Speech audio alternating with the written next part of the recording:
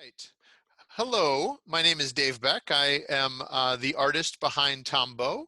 I'm really excited to join you today online and for you to be able to learn a little bit more about the work and the process behind making this game. And again, excited that you'll be able to see this at any time at your leisure on the website. Um, Today, I'm just going to talk briefly about this game. I consider this an art game, an artistic experience, rather than just a video game, where it's shown in a gallery with supporting materials as well, because again, that is an important part of that process for me. Normally, I would show a video here that would be a trailer for the game. I'm going to skip this just because of the fact that recording it through Zoom, it might not end up coming through. So I would encourage you, if you're interested in seeing some gameplay with some music, please just do a simple search online of Tombeaux or Tombeaux trailer, and you're going to be able to find this same thing as well. A couple basic things about Tombeaux. This is all about us being in Wisconsin and the Wisconsin-Minnesota area. It is a first-person exploration game set on the St. Croix River, which is a river that divides between Minnesota and Wisconsin. It spans a few hundred years of American history, talking about both various cultures and peoples, but also the environment as well. Really looking at that idea of the human nature to desire control over the environment, but also the historical consequence that comes with that. Um, Again, like I said, this is not your typical video game. You're not going to be running around shooting things or catching things or anything like that. This is much more a game about contemplation and experiencing what's around you, and hopefully learning a little bit as well. There's a number of different voices in Tombeaux that if you were to play, you'll be able to experience and hear. These are different historical voices. Some are ones that I've created as far as me writing the own script, like you'd find in a movie, but also sometimes quotes and other elements from historical nonfiction or historical journals and diaries and quotes by relatively famous people, all acted by different professional voice actors in the game that you would hear throughout the game as well. The game essentially exists between two different spaces the entire time.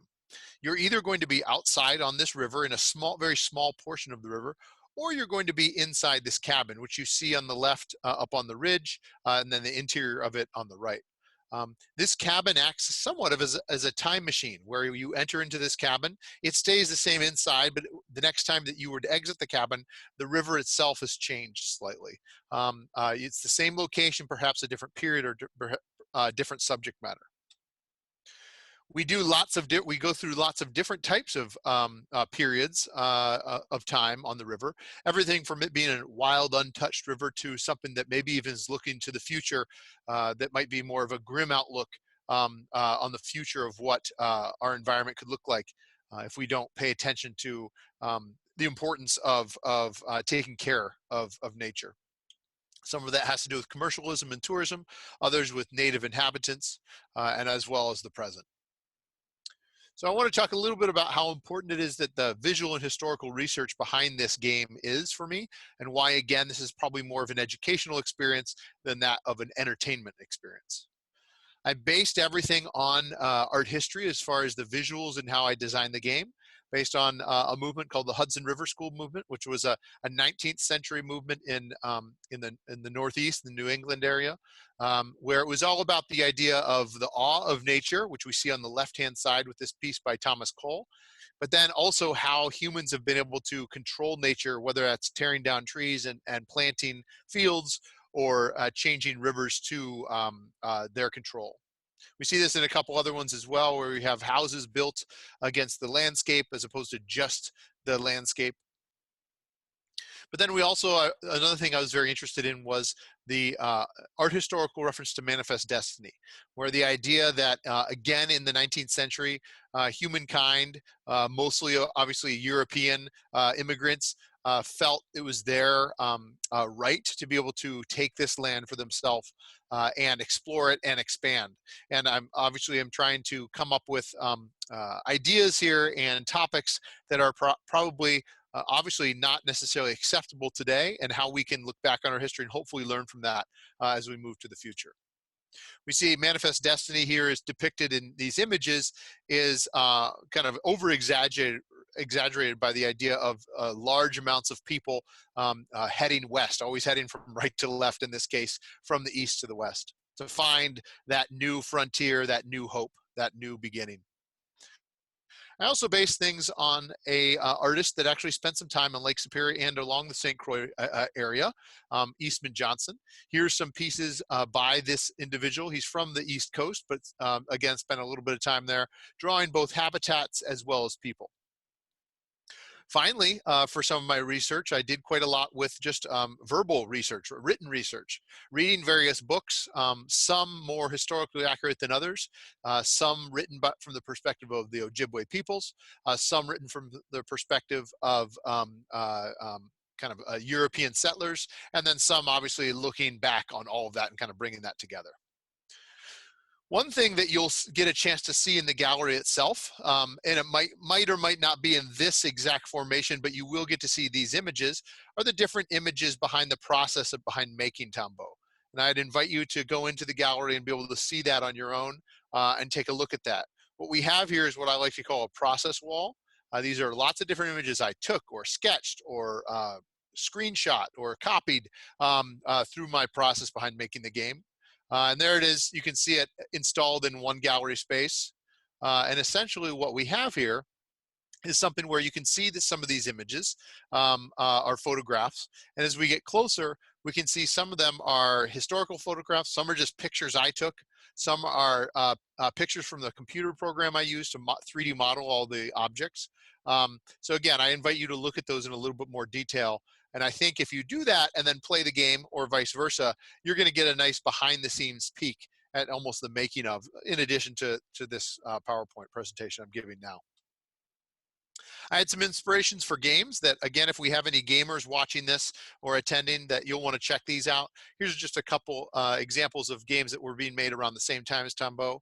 Gone Home and Dear Esther are two games that you really just explore that environment and learn about a narrative or a history and really attention to detail on how you dress that environment up, almost like a set of a movie. Some other more kind of obscure or older games like Myst and Home is Where One Starts. And again, I'm not going to go into great detail on this, but for those that do like video games, if you enjoy Tombeaux, I would encourage you to check these out.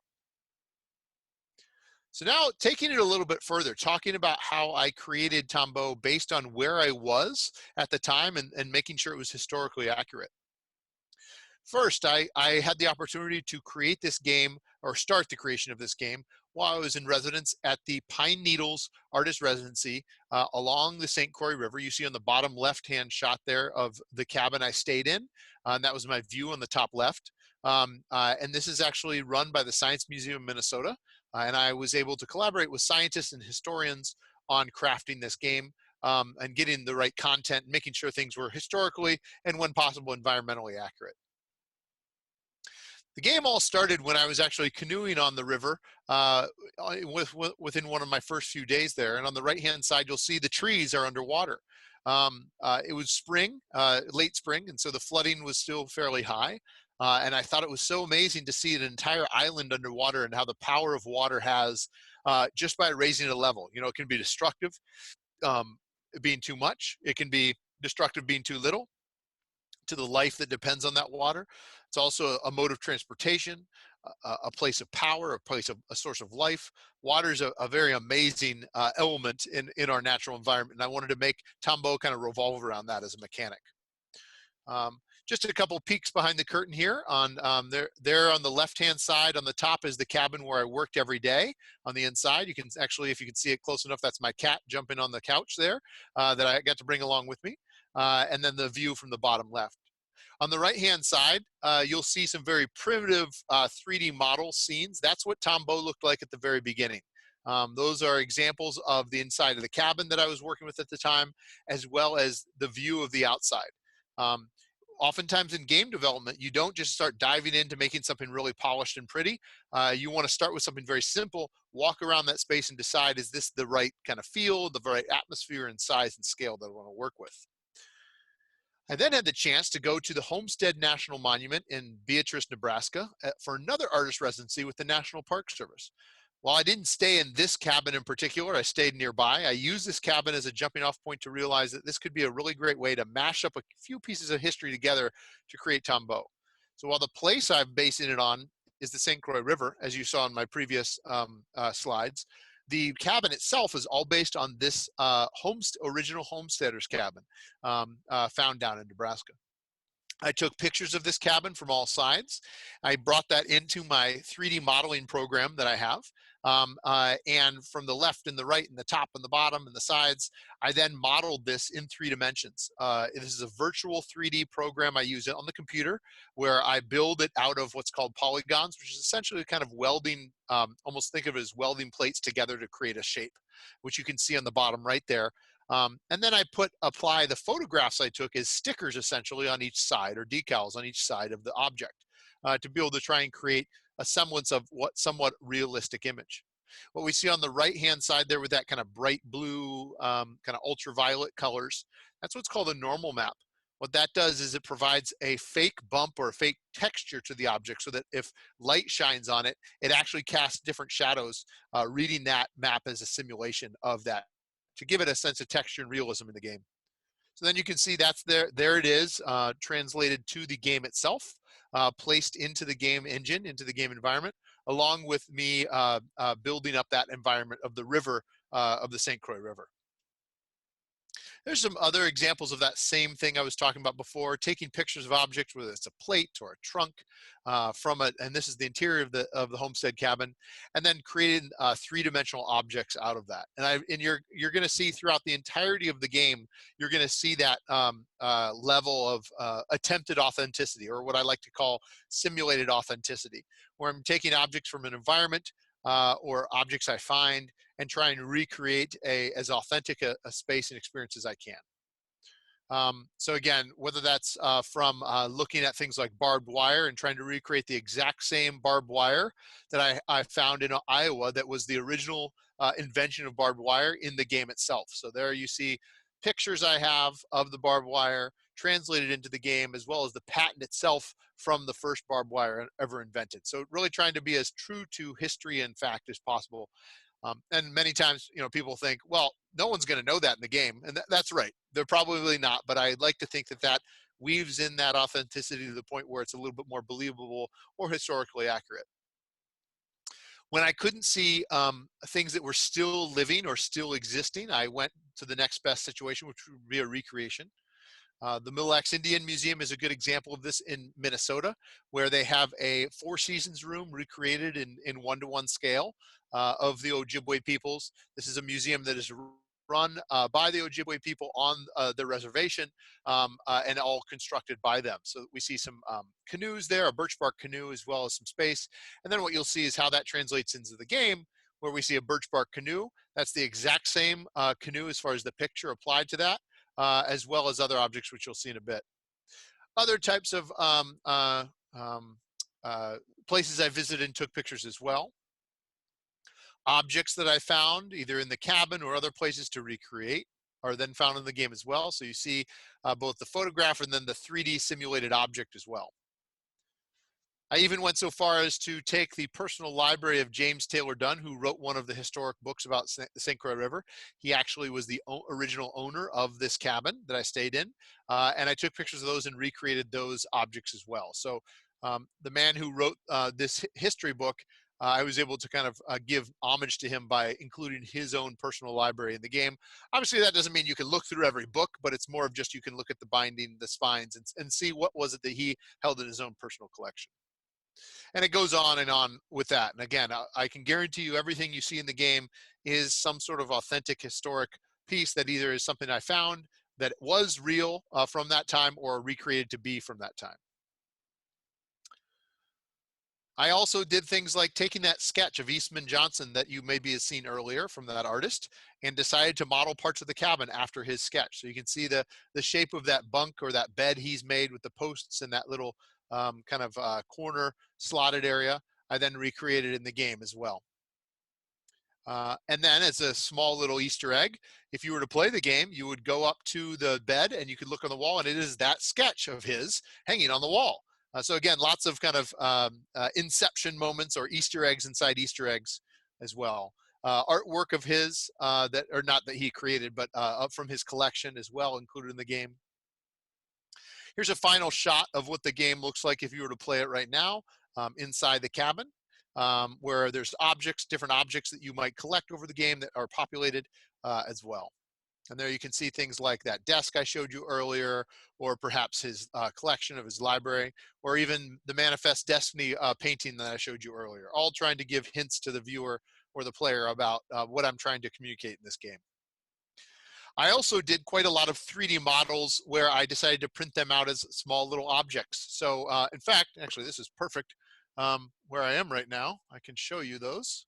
I forgot they're sitting right here. So you can maybe look up and see that these are three-dimensional models that I've then printed out in 3D that are essentially kind of two-scale objects that can be kind of enjoyed and looked at as well. And again, I did this because I really believe in the idea that this piece of art, or this game is a piece of art, and I can show that through process as far as sculptural objects as well as photographs and drawings and sketches. So again, another shot, and we see the oxbow on the right there from Thomas Cole, and other things like that stove I had shown you earlier too on the far right. So as I had mentioned, so that was talking about the cabin itself. Now let's talk a little bit about the river. As I mentioned, I was fascinated by the power the river had, the power that water has overall, and how it can really affect how people interact and use that in their lives. Again, process here, showing you how I went about creating some of the rocks and cliffs and objects in the game. Every single cliff you see in the game is made up of those 5 rocks you see on the right-hand side.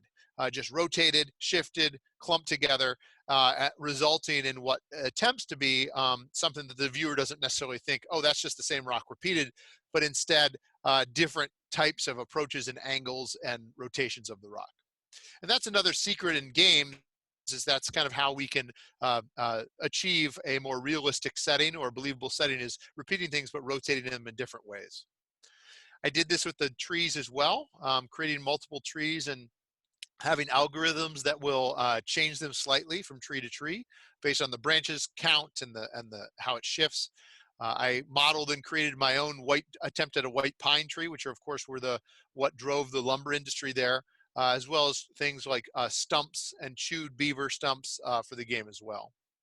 So then the end result is you've got these cliffs along both sides that also act, of course, as kind of shields or fences for the player to not be able to get beyond. But then also these trees that try and communicate the immensity and the power of that area, especially before lumber industry were able to come through. So here we see this is when we're experiencing this, perhaps when the Ojibwe peoples would be living in this space.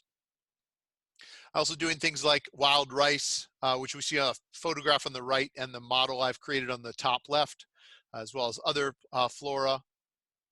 And then I also created some fauna in the game that you'll see some different, whether it be bears or deer or eagles or fish. But of course, we also then had the European settlers begin to impress their footprint, or I should say almost boot print on the land, to the point where it really did alter it. One would argue, and I would agree, probably for the negative for a number of different reasons. Tourism was a major part of the river in the late 1800s. So here we see a couple of steamboats that were very famous. The GB Knapp, a particular famous boat on the St. Croix. And I decided to try and recreate that exactly. The Taylor's Falls Queen on the top right is a recreation that's not actually a steamboat, but a tourist boat, if you will. But then we can see here's the GB Knapp recreated in the game. That's actually a crashed boat because oftentimes they would run ashore and get stuck.